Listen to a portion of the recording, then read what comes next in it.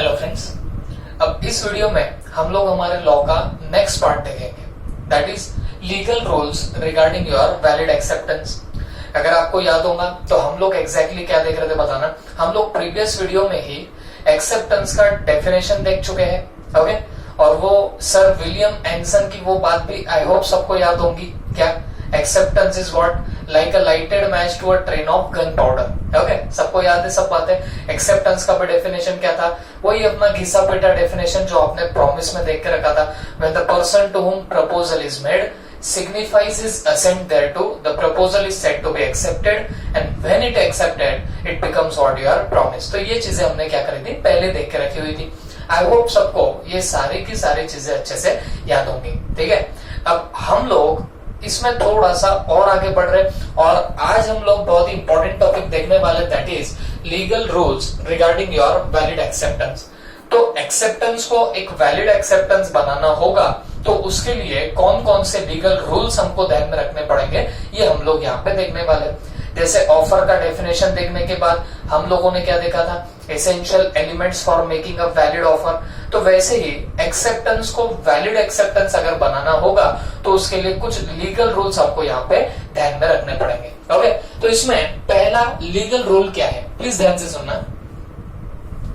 Acceptance can be made by the person to whom proposal is made। proposal is what made, ठीक है। तो इसका सीधे साधे लफ्जों में मीनिंग बताओ तो ये क्या बोलता है, ये वाला लीगल रूल बस एक बात बोलता है कि एक्सेप्टेंस वही बंदा कर सकेगा जिस बंदे को प्रपोजल दिया गया है, ओके। ये तो बात सबको समझती है कि भाई जिसको प्रपोजल दिया वही एक्सेप्टेंस कर देगा, ओके। नहीं तो फिर ऐसा चलेगा क्या, प्रपोजल एक को दे रहे हो, एक्सेप्टेंस दूसरा दे रहा है, वो तो वो बात हो जाएगी बेगानी शादी में अब्दुल्ला दीवाना। बात समझ में आ रही है आपको।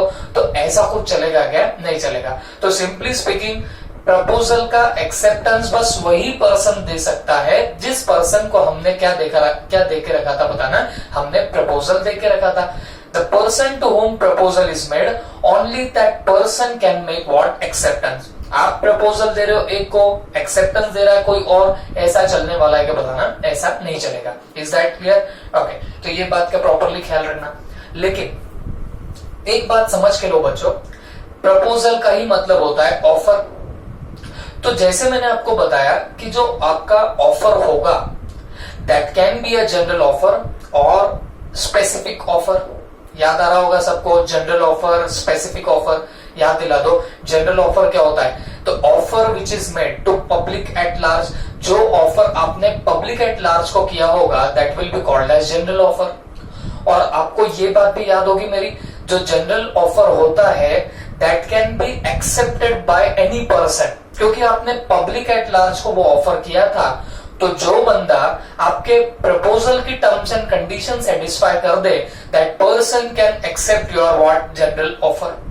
तो जनरल ऑफर की खासियत ये है कि पब्लिक एट लार्ज को किया जाता है और कोई भी बंदा उसमें क्या किया जा सकता है, एक्सेप्टेंस अपना दे सकता है। लेकिन अगर बात करें स्पेसिफिक ऑफर की, तो स्पेसिफिक ऑफर आप लोग एक स्पेसिफिक पर्सन को देते हो और बस वही पर्सन क्या कर सकता है बताना, उसका एक्सेप्टेंस दे सकता है। तो आपको नहीं लगता कि ये जो लीगल रूल हमने यहाँ पे लिखा है, क्या है legal rule, acceptance can be made by the person to whom the proposal is made. मतलब एक्सेप्टेंस बस वही बंदा कर सकता है जिसको आप लोगों ने क्या करके रखा था, एक्सेप्टेंस या प्रपोजल आपने जिसको दे के रखा था। तो आपको नहीं लगता ये जो लाइन है वो सिर्फ एक केस में वैलिड रहेंगी। किस केस में वैलिड रहेंगी, अगर आपका स्पेसिफिक ऑफर हो तो ही। If specific offer is there, बात समझो what I am telling here. ये जो बोला है ना, acceptance can be made by the person to whom it is made, मतलब जिस बंदे को आपने ऑफर दिया बस वही बंदा उसका एक्सेप्टेंस दे सकता है। ये लाइन उसी केस में वैलिड रहेंगी जब आपने स्पेसिफिक ऑफर किया है। क्यों? क्योंकि स्पेसिफिक ऑफर सिर्फ एक पर्टिकुलर पर्सन को दिया जाता है, स्पेसिफिक पर्सन को दिया जाता है। तो हम बस उसी के कंटेक्स्ट में बोल सकते हैं भाई कि जिसको ऑफर दिया बस वही मेरे को क्या करे, एक्सेप्टेंस दे दे। बात समझ में आ रही है आपको? अब आप सोच के देखो ना, जनरल ऑफर में ये लाइन वैलिड नहीं रहेंगी। क्यों वैलिड नहीं रहेंगी? जनरल ऑफर क्या होता है? Which is made to public at large, जो पब्लिक एट लार्ज को किया जाता है। तो वहां तो आपने किसी एक पर्सन को तो ऑफर किया ही नहीं था, वो तो जनरल पब्लिक को किया था। तो उसमें कोई भी बंदा क्या कर सकता है बताना, एक्सेप्टेंस दे सकता है। ओके, तो हमेशा याद रखो ये जो बोला है ना, acceptance can be made by the person to whom proposal is made, ये जनरली स्पेसिफिक ऑफर के कंटेक्स्ट में लाइन वैलिड रहेंगी। ओके, लेकिन if general offer is there, लेकिन अगर आपका क्या होता है बताना, जनरल ऑफर होगा तो वो कोई भी एक्सेप्ट कर सकता है। But if general offer is there, it can be accepted, it can be accepted by any person. Okay, तो कोई भी पर्सन क्या कर सकता है, उसको एक्सेप्ट कर सकता है। तो सिंपल वर्ड्स में अगर मैं कंक्लूड करूं इसको, तो हमने बोला एक्सेप्टेंस के लिए एक लीगल रोल है कि एक्सेप्टेंस वही कर सकता है जिसको हमने स्पेसिफिकली क्या कर रखा था, ऑफर कर रखा था। तो ये लाइन किस कंटेक्स्ट में वैलिड होंगी बच्चों?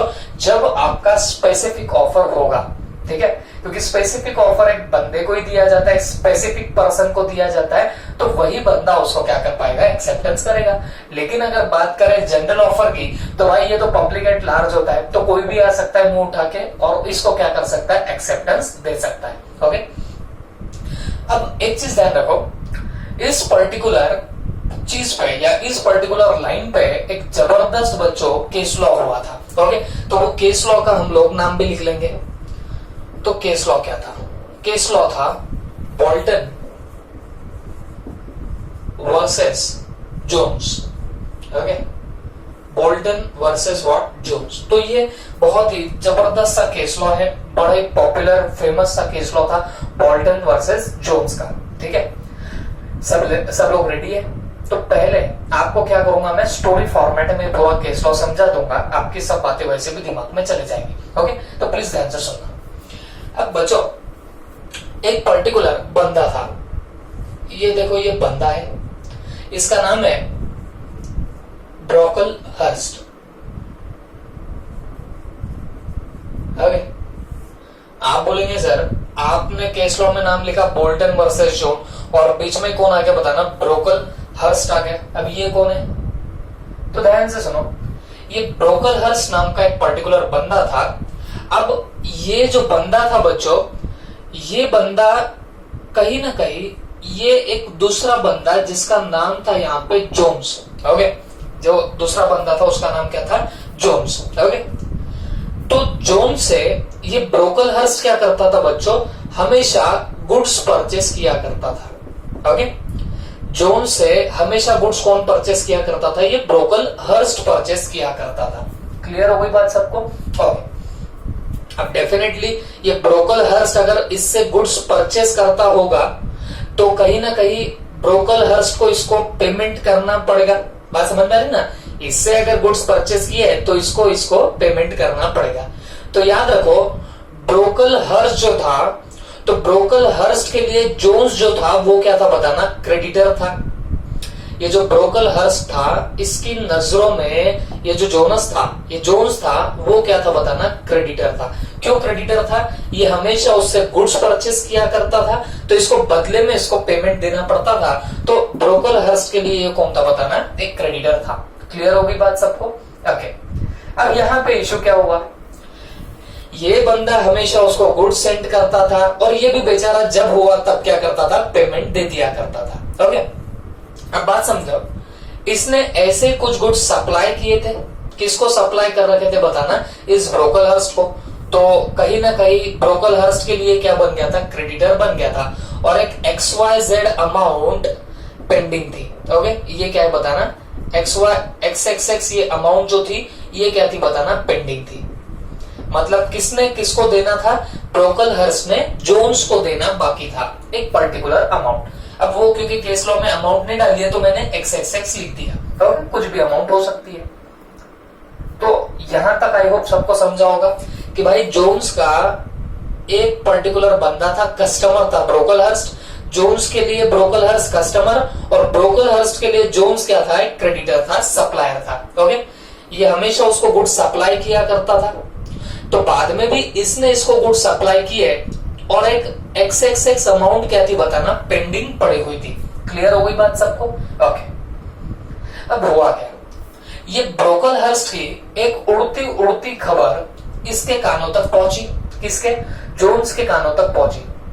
क्या उड़ती उड़ती खबर जोन्स के कानों तक पहुंची?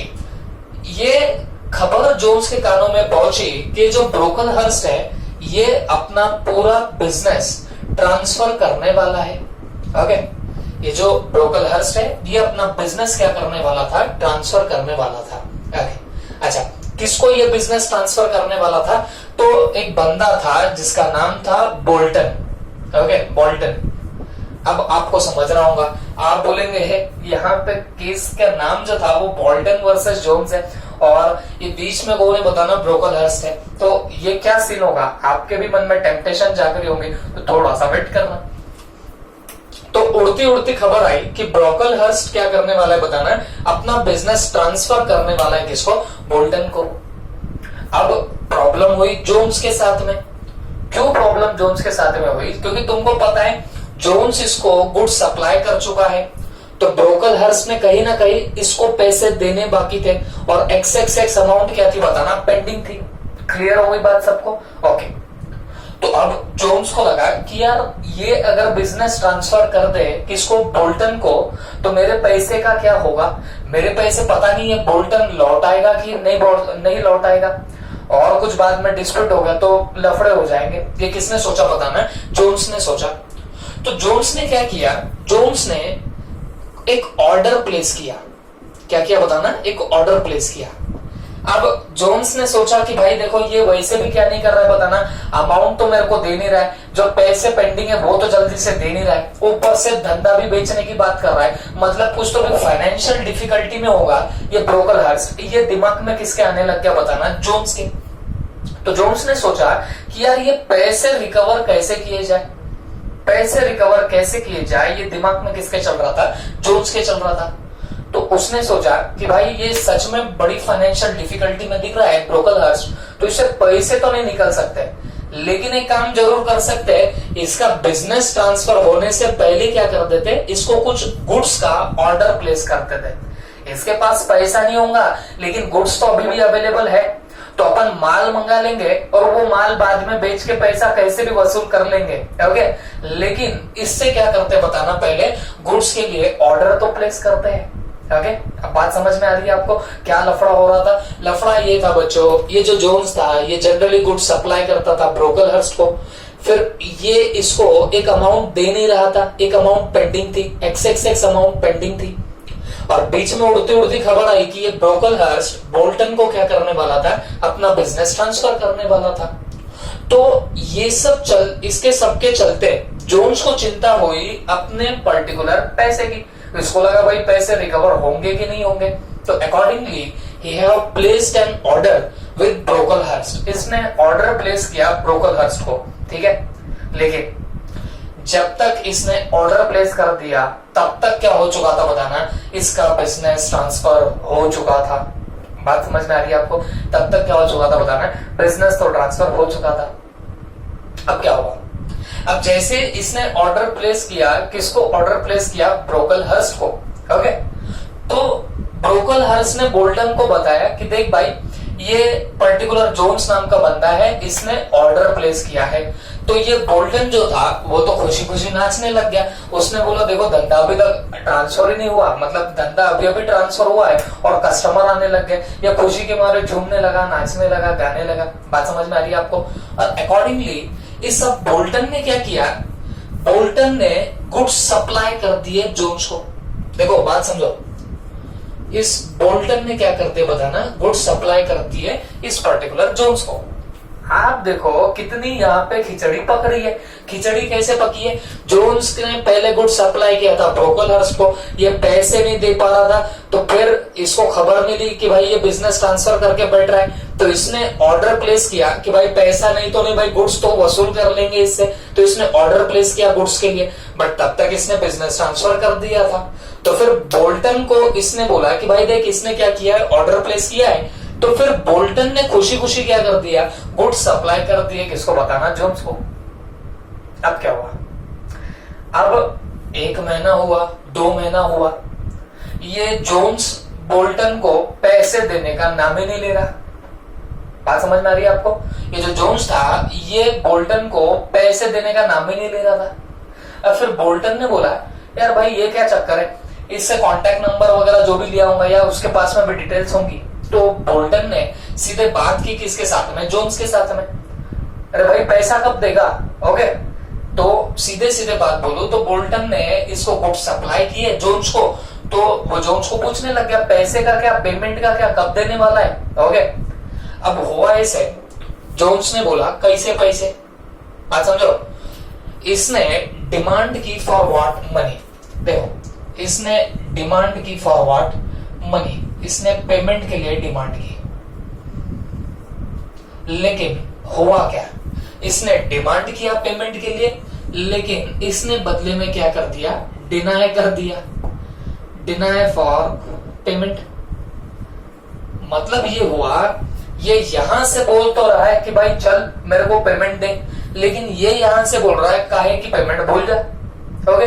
अब बोल्टन पूछता है ऐसे कैसे भूल जा, तो जोन्स बोलता है कि देख मैंने इसको गुड्स सप्लाई किए थे, ये मेरे को पेमेंट नहीं दे रहा था, अब ये पेमेंट नहीं दे रहा था तो ये पैसे वसूल करने के लिए ही मैंने इसको ऑर्डर प्लेस किया था, ये पैसा तो देने नहीं वाला, ये तो मुझको पता था, इसके लिए मैं इससे गुड्स वसूल करना चाहता था, इसके लिए मैंने इसको ऑर्डर प्लेस किया।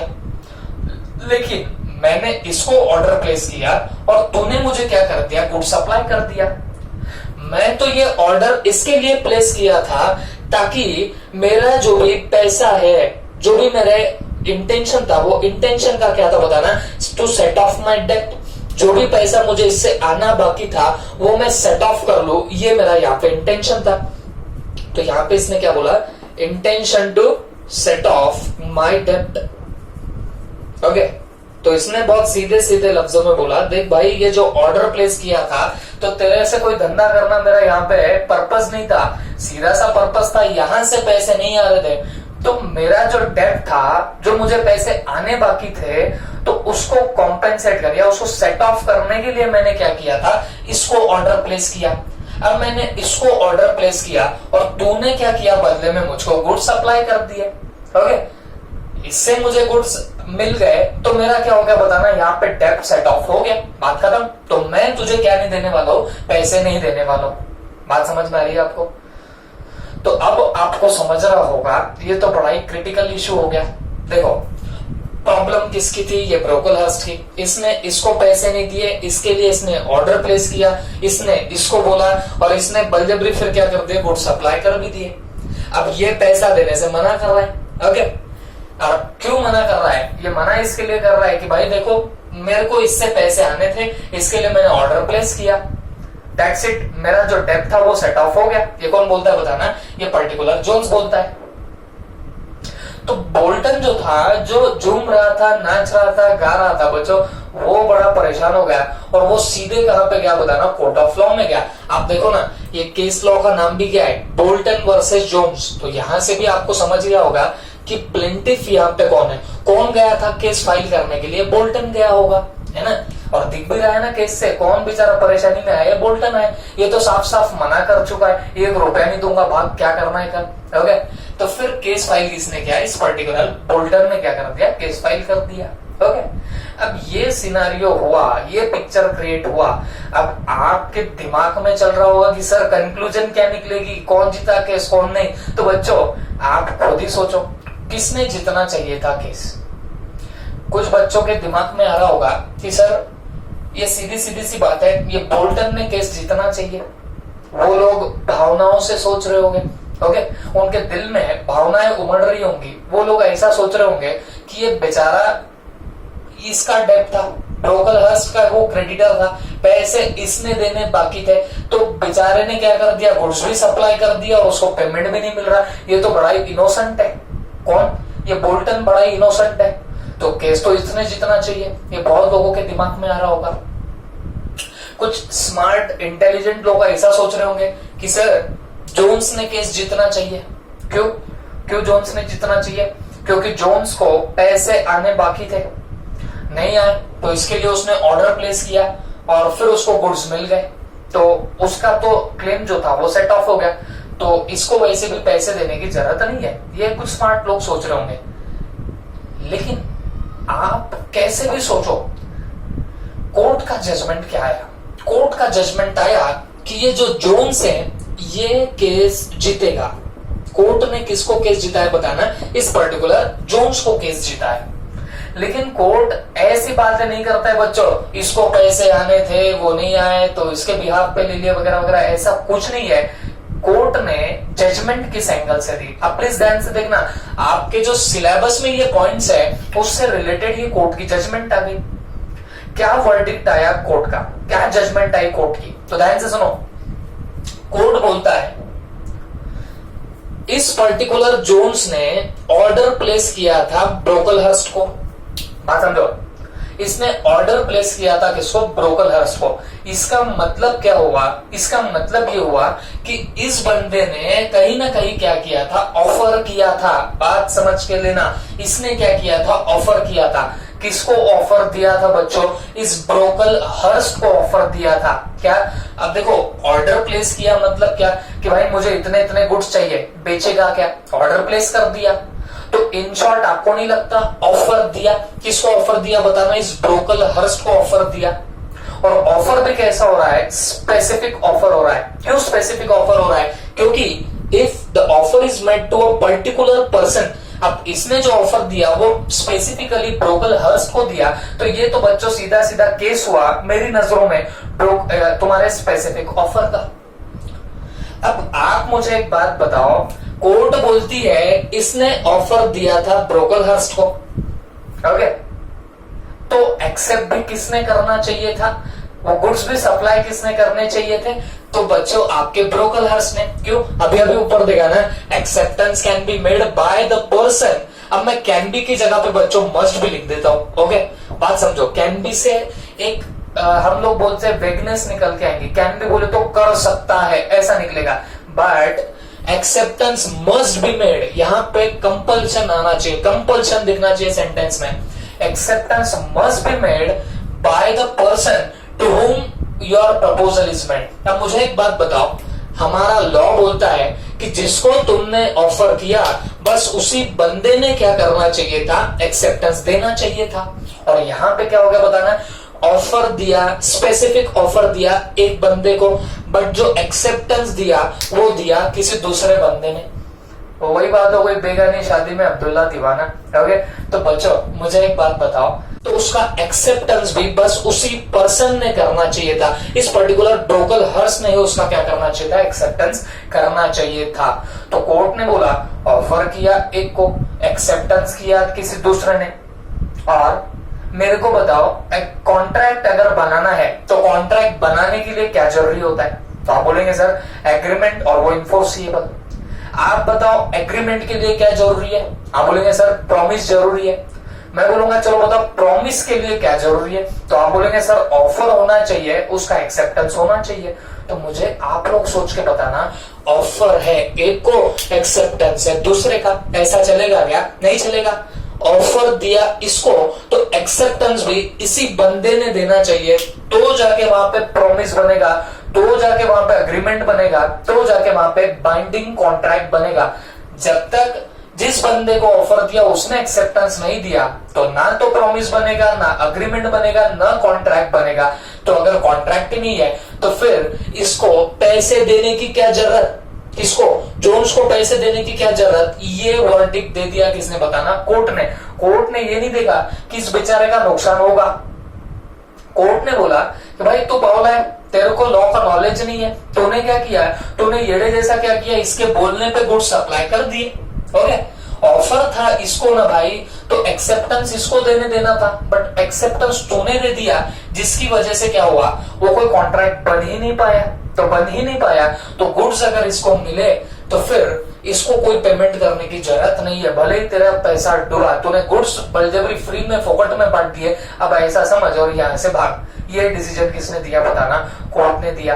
तो बोलने का क्या मतलब हुआ, ये जो पर्टिकुलर केस था ये कौन जीता, ये पर्टिकुलर जॉन जीता, लेकिन कौन से पॉइंट की वजह से जीता, तो बच्चों आपके इस पॉइंट की वजह से जीता। तो देखो लॉ में हर चीज कितनी मायने रखती है, ये एक एक लाइन होती है लेकिन उसका देखो कितना गंदा इंप्लीकेशन निकल के आता है। तो इसके लिए आपको इसको बड़ा केयरफुली पढ़ना पड़ेगा। I hope all of you understood it well. आप फटाफट ऐसे नोट कर लो और फिर उसके बाद में हम लोग थोड़ा सा आगे का पॉइंट देखते हैं। ओके,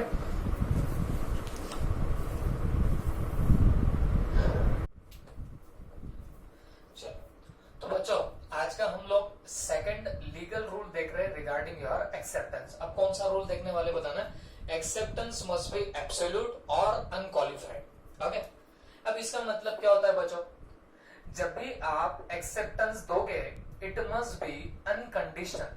ठीक है, जब भी आपको एक्सेप्टेंस देना होगा तो ये कैसा होना चाहिए बताना, अनकंडीशनल होना चाहिए।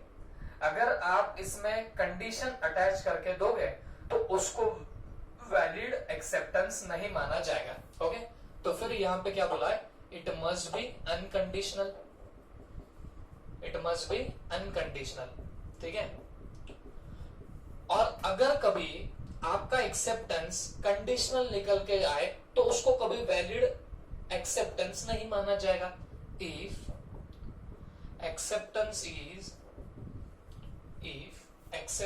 इज कंडीशनल, तो मैं जैसे बता रहा हूं, अगर आपका एक्सेप्टेंस क्या हो जाए, कंडीशनल निकल के आ जाए, it will not be a valid acceptance.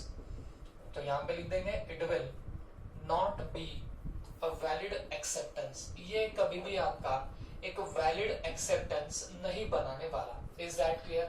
Okay, तो ये सिंपल सा पॉइंट है जो आई होप सबको अंडरस्टैंड हो चुका होगा। ठीक है, अब इसका एक एग्जांपल भी ले लेते हैं। एक पर्टिकुलर बंदा है जिसका नाम है ए। ठीक है, ये देखिए, ये एक बंदा है जिसका नाम क्या है, ए। अब ए ने क्या किया, ए ने ऑफर किया बी को कि यार क्या तो ये देखो उसकी एक कार है, तो क्या तू मेरी कार परचेस करेगा। अब ये किसने किसको बोला बताना, ये बोला आपके इस पर्टिकुलर ए ने बी को कि will you purchase my car. तो कहीं ना कहीं ये ऑफर दिया है किसने, आपके मिस्टर ए ने, और कितने रुपए में बताना, ₹25 लाख। अब हुआ क्या, बी ने क्या किया, बी ने एक्सेप्टेंस तो दिया कि हाँ मैं परचेस कर लूंगा तुम्हारी कार 25 लाख में, लेकिन उसमें कंडीशन डाली, if you purchase my motorcycle, you purchase my motorcycle. इसका मतलब क्या हो गया बताना, कि अगर तुम मेरी टू व्हीलर या बोलो बाइक बोलो तुम परचेस करोगे तो मैं तुम्हारी कार परचेस करूंगा। तो आपको नहीं लगता कि बंदे को आपने ऑफर दिया तो भाई हाँ बोलना है तो चुपचाप हाँ बोल देता, बट उसने क्या कर दिया, तो उसके अंदर कंडीशंस अटैच कर दी। हाँ मैं तुम्हारी कार तो परचेस करूंगा, बट बदले में तुम मेरी क्या करना, मेरी मोटरसाइकिल परचेस कर लेना। तो आपको नहीं लगता कि इस बंदे ने जो एक्सेप्टेंस दिया उस एक्सेप्टेंस के अंदर क्या है बताना, कुछ कंडीशंस अटैच्ड है, एक कंडीशन अटैच्ड है। तो ये जो एक्सेप्टेंस हुआ इसको आप कभी भी वैलिड एक्सेप्टेंस नहीं मानोगे, इसको हम लोग क्या नहीं मानने वाले, वैलिड एक्सेप्टेंस नहीं मानेंगे। बात समझ में आ गई आपको? तो जब भी आपको एक्सेप्टेंस देना है ये हमेशा कैसा होना चाहिए बताना, अनकंडीशनल होना चाहिए।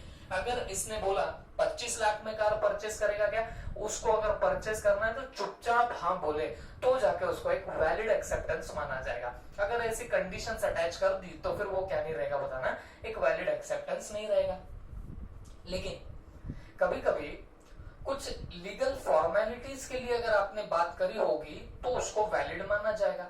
सपोज इसकी ऑलरेडी एक कार थी और ये इसको बेचना चाहता है। अब लेट्स से हम 25 लाख की पकड़ रहे हैं। ओके, 25 लाख में कौन किसको बेचना चाहता था, ए बी को बेचना चाहता था। तो बी ने क्या बोला, हाँ मैं तेरी कार परचेस करूंगा, लेकिन जो कार से रिलेटेड सारे सर्टिफिकेट है, वो जो आरसी बुक्स वगैरह जो भी होती है, ओके, जो भी आपके सर्टिफिकेट्स होते हैं वो अगर तू मेरे नाम कर देगा प्रॉपरली लीगलाइज तरीके से, तो फिर मैं तेरी कार परचेस करूंगा। तो आपको नहीं लगता ये कोई कंडीशन थोड़ी हुई बच्चों, ये तो आप लीगल फॉर्मेलिटीज फुलफिल करने की बात कर रहे हो, तो इसमें कोई दिक्कत नहीं रहेगी। आप ऐसे अगर लीगल फॉर्मेलिटी सामने वाले से फुलफिल कराने की बात कर रहे हो तो there will be no problem. हाँ, लेकिन आप बोल रहे हो कि भाई कार लेगा क्या, और वो वहां से बोल रहा है कि तेरे को मेरी मोटरसाइकिल परचेस करनी पड़ेगी, तो ये बात हुई वो कंडीशनल एक्सेप्टेंस की, वो ऐसा एक्सेप्टेंस नहीं चलेगा। हाँ, लेकिन अगर आप लीगल फॉर्मेलिटीज वगैरह फुलफिल करने की बात कर रहे हो तो बात अलग है, उससे कोई दिक्कत नहीं होगी, फिर भी वो क्या माना जाएगा, अनकंडीशनल एक्सेप्टेंस आपका माना जाएगा। आई होप आपको ये सारी की सारी बातें समझ में आई होंगी। अब हम लोग क्या करेंगे बताना, आज हमने क्या क्या देखा वो एक बार देख लेते हैं। हमने देखी दो बातें। ओके, सबसे पहला लीगल रूल हमने आज क्या देखा बच्चों, कि भाई एक्सेप्टेंस बस वही कर सकता है जिसको आपने प्रपोजल किया था, और मैंने जैसे बताया ये लाइन ज्यादा सूट किसको करती है, मैच किसको करती है, तो वो आपके स्पेसिफिक ऑफर को मैच करती है। याद है ना सबको, जनरल ऑफर तो भाई ओपन टू ऑल होता है, कोई भी आके क्या कर सकता है, एक्सेप्टेंस लगा सकता है। और फिर उसमें हमने एकदम फेमस सा केस लॉ देखा, बोल्टन वर्सेस जोन्स। इस पर्टिकुलर केस लॉ में क्या हुआ था, ब्रोकलहर्स्ट नाम का एक बंदा था जिसका क्रेडिटर था कौन बताना, जोन्स। मतलब ब्रोकलहर्स्ट को पैसे देने बाकी थे, किसको बताना, जोन्स को। वो दे नहीं पाया तो जोन्स ने क्या किया, उसको ऑर्डर प्लेस किया, काय के लिए, गुड्स के लिए। और मीनवाइल इस पर्टिकुलर ब्रोकलहर्स्ट ने क्या किया था, अपना बिजनेस ट्रांसफर कर दिया था, किसको बताना, उस पर्टिकुलर बोल्टन को। तो फिर जो पर्टिकुलर ऑफर जोन्स ने ब्रोकलहर्स्ट को दिया था, तो वो ब्रोकलहर्स्ट ने उसको बता दिया किसको, बोल्टन को, और बदले में बोल्टन ने क्या कर दिया, गुड सप्लाई कर दिए। अब फिर जब बोल्टन पेमेंट मांगने गया किसके पास में, जोन्स के पास में, तो उसने पेमेंट देने से मना कर दिया। केस कोर्ट में चला गया, और वहां पे कोर्ट ने क्या वर्डिक्ट दिया, कोर्ट ने क्या डिसीजन दी, तो भाई कोर्ट ने सीधा सीधा बोला कि इसने ऑफर किया था ब्रोकलहर्स्ट को, तो एक्सेप्टेंस भी ब्रोकलहर्स्ट ने देना चाहिए। तो यहाँ तो ये बात होगी कि ऑफर दिया ब्रोकलहर्स्ट को, और एक्सेप्टेंस कौन दे रहा है बताना, वो पर्टिकुलर बोल्टन दे रहा है। तो वहां पे तो कोई कॉन्ट्रैक्ट ही जनरेट नहीं हुआ, और जब कॉन्ट्रैक्ट जनरेट नहीं हुआ तो जोन्स को पेमेंट देने के लिए आप कैसे फोर्स कर सकते हो, ये कोर्ट का वहां पे क्या आ गया, डिसीजन आ गया। ओके, तो वो पहला पॉइंट प्रूव हुआ। और सेकंड पॉइंट यहाँ पे क्या है, acceptance must B absolute unqualified. Unqualified मतलब उसमें कोई क्वालिफिकेशन नहीं है, मतलब उसमें उसके अंदर आपने कोई कंडीशन लगा के नहीं रखी है, तो जाके उसको क्या बोला जाएगा कि acceptance is your unqualified. It must be unconditional, उसमें कोई कंडीशंस अटैच नहीं होनी चाहिए। और दूसरी बात हमने क्या देखी, अगर तुमने एक्सेप्टेंस कंडीशनल दिया, उसके अंदर कुछ कंडीशंस अटैच्ड होंगी, तो ये कभी भी आपका वैलिड एक्सेप्टेंस नहीं माना जाएगा। ओके, एग्जांपल, मैं कार सेल करूंगा तो वो बोलता है हाँ मैं परचेस करूंगा, बट तुमको मेरी मोटरसाइकिल भी परचेस करनी पड़ेगी, जमेगा क्या, ऐसा नहीं जमेगा। ओके, अच्छा, दूसरा उसमें मैंने क्या बोला, हाँ लीगल फॉर्मेलिटीज के लिए अगर आप लोग कंडीशंस डालते हो तो वो बात अलग है। जैसे कार परचेस करेगा क्या, वो बोलता है हाँ, लेकिन ये सब जितने भी रजिस्ट्रेशन सर्टिफिकेट है वो सारे मेरे नाम कराने पड़ेंगे, तो वो तो ठीक है भाई, वो तो कराना भी पड़ता है, तो उसका कोई इश्यू यहाँ पे नहीं रहेगा। तो इतने हमने दो चीजें आज देख के रखी, अगले लेक्चर में हम लोग बाकी की बातें देखेंगे। ओके।